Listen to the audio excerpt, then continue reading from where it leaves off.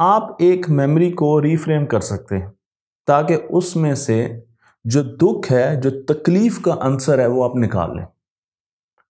इस टेक्निक को रीफ्रेमिंग कहते हैं। आज मैं आपको ये टेक्निक सिखाने जा रहा हूं। हम एक वाक़ये से शुरू करेंगे और ये वाक़या एक फर्जी शख्स के साथ हुआ है जिसका नाम है अम्माद। अम्माद साहब बाहर किसी मुल्क में रहते हैं और जब वो छोटे थे तो उनका सामना कुछ लड़कों से हुआ जिन्होंने उनसे पैसे लेने की कोशिश की। लड़ाई के दौरान उनका नाक, उसकी हड्डी भी तोड़ दी उन्होंने, बहुत ज़्यादा मारा। लड़ाई के बाद अम्माद खड़ा हुआ लेकिन उसको एहसास था कि वो एक विक्टिम है। वो विक्टिम है वायलेंस का, उस पर तशद्दुद किया गया है और उसे बहुत दुख था। वो वहाँ से उठा और उठकर सीधा पुलिस स्टेशन चला गया। पुलिस स्टेशन में इंचार्ज बैठे थे और अम्माद ने उनको कहा जी कि मुझे बच्चों ने मारा है, टीन्स ने मारा है और उन्होंने मेरे कुछ पैसे भी ले लिए हैं, तो मैं उन पर आसान ज़ुबान में एक FIR कटवाने आया हूँ। इंस्पेक्टर बहुत समझदार इंसान था, उसने अम्माद की तरफ गौर से देखा और उसने कहा अच्छा चलें आपसे पूछते हैं कि वो बच्चे कैसे हैं। तो अम्माद ने कहा कि मैं ऐसे तो आपको नहीं बता सकता, अगर आपके पास कुछ तस्वीर हैं तो आप मुझे दे दीजिए। इंचार्ज ने अम्माद को एक बहुत बड़ी किताब दी जिसमें बच्चों की तस्वीर ही तस्वीर। ये वो बच्चे थे जो किसी न किसी जुर्म में जेल जा चुके थे और उसके साथ उनके हर तस्वीर के नीचे कुछ ना कुछ डिटेल्स भी दी गई थी। अम्माद ने जब वो डिटेल्स पढ़ना शुरू की तो उसे एक शॉक लगा, क्योंकि उसे एहसास हुआ कि उनमें से कुछ बच्चों के वालिदैन ही नहीं हैं, किसी का बाप नहीं है, किसी की माँ नहीं है, किसी की फैमिली नहीं है।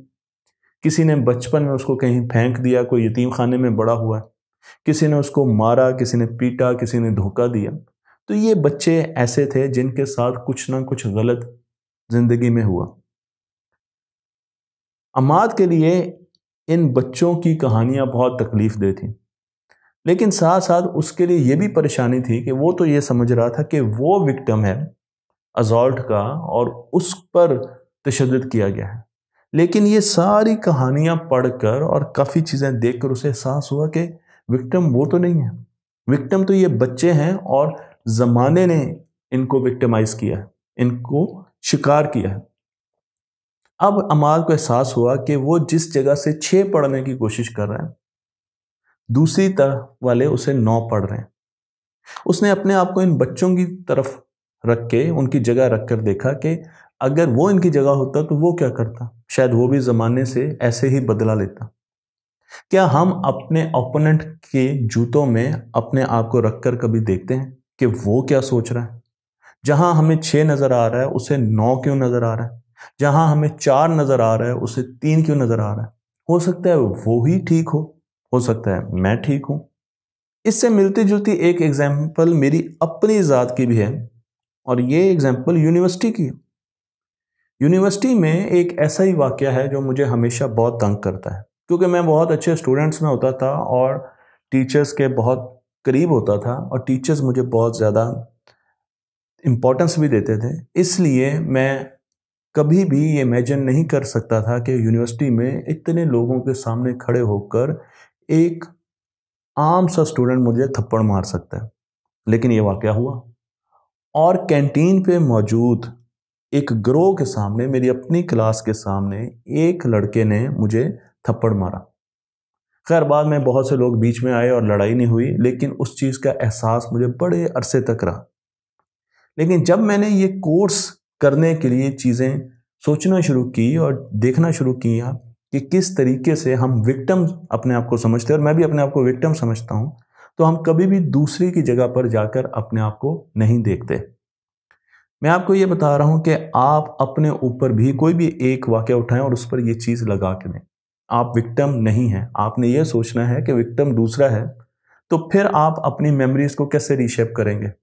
और जब मैंने अपने आप को उस लड़के की जगह रख के देखा तो मुझे एहसास हुआ कि अदील इम्तियाज़ भागा हुआ आया और उसने बड़े तफख्खुर के साथ मेरा रिज़ल्ट कार्ड दिखाया और उसने कहा कि ये इस टेस्ट में भी फेल हो गया।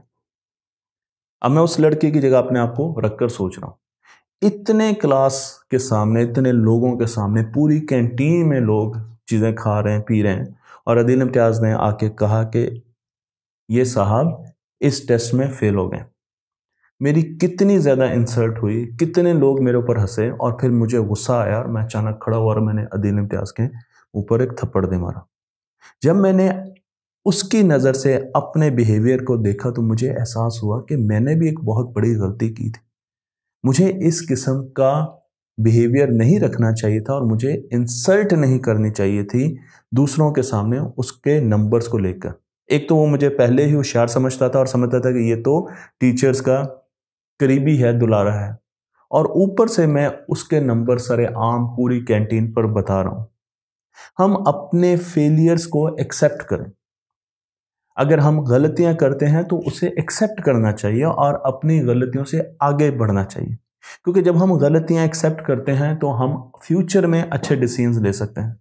और अगर हम अपनी गलती नहीं एक्सेप्ट करते, हम समझते हैं कि हमने बिल्कुल ठीक किया है, तो हम फ्यूचर में भी वही काम करेंगे और रिजल्ट भी उसी तरीके से आएंगे।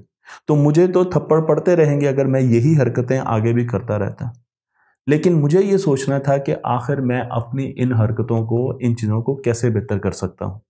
यहाँ पर मैं आपको लेकर चलता हूँ एक किताब की तरफ जिसको मैं बहुत रेफर करता हूँ, ग्रोथ माइंडसेट। कैरल ड्वेक की ये किताब है और इस किताब को, ये मस्ट रीड किताब है। अगर आपने इस किताब को नहीं पढ़ा ना तो आपने कुछ नहीं पढ़ा। आपको इस किताब को ज़रूर पढ़ना चाहिए। और इसमें इन्होंने 2 माइंडसेट्स की बात की। एक है फिक्स्ड माइंडसेट। फिक्स्ड माइंडसेट कभी अपने एरर्स को, फेलियर्स को एनालाइज नहीं करता। वो अपनी फेलियर्स पर शर्मिंदा होता है, उनको रिकग्नाइज भी नहीं करता। वो ये सोचता भी नहीं है कि मैंने भी गलत डिसीजंस किए, मुझसे भी गलतियां हुई हैं, और वो उसी जगह पे खड़ा रहता है और वो समझता है कि फेलियर अगर आ गया तो मेरे नाम के साथ अगर फेलियर लग गया तो इसका मतलब मेरी मौत है, मैं तो ख़त्म हो गया, मुझे तो लोग पता नहीं क्या कहेंगे, मेरी तो ये इंसल्ट होगी। लेकिन जो ग्रोथ माइंड सेट होता है वो हमेशा अपने फेलियर्स को देखता है, वो उनको एनालाइज करता है और उसके बाद अपने फ्यूचर में उन चीज़ों को बेहतर डिसीजन मेकिंग के साथ कवर करने की कोशिश करता है। तो आपके पास यहाँ पर 2 चीज़ें हैं। एक वो सिस्टम है जो ये कह रहा है, फिक्स्ड माइंडसेट, जो कि कहता है कि फेलियर्स कभी ना होने हैं, ना हमने फेल होना है, ना हमने एरर करना, और अगर हो गया तो उसको एक्सेप्ट नहीं करना। लेकिन जो दूसरा माइंडसेट है वो ये कहता है कि फेलियर बिल्कुल होते हैं, हमें उसको एक्सेप्ट करना चाहिए, उसमें हम गलतियां कर सकते हैं, उससे सीखना चाहिए, आगे बढ़ना चाहिए और उन गलतियों से नई नई चीज़ें सीखनी चाहिए और उनको कवर करना चाहिए। मैं आपको एक और बहुत बड़े राइटर जो कि नोबेल लॉरिएट हैं उनकी तरफ लेकर चलता हूं, जिनका नाम है डैनियल कानामैन। इनकी किताब है थिंकिंग फास्ट एंड स्लो, बहुत अच्छी किताब है।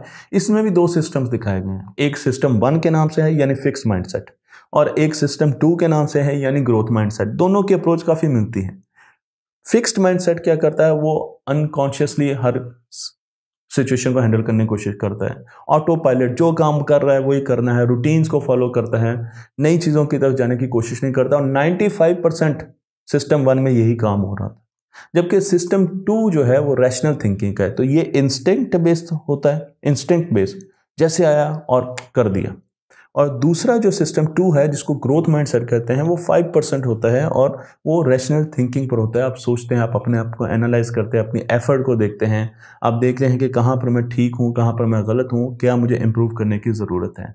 दोनों जो राइटर्स हैं, दोनों जो साइकोलॉजिस्ट हैं, टॉप के साइकोलॉजिस्ट, चोटी के साइकोलॉजिस्ट, उन्होंने एक ही तरीके से इन चीज़ों को देखा।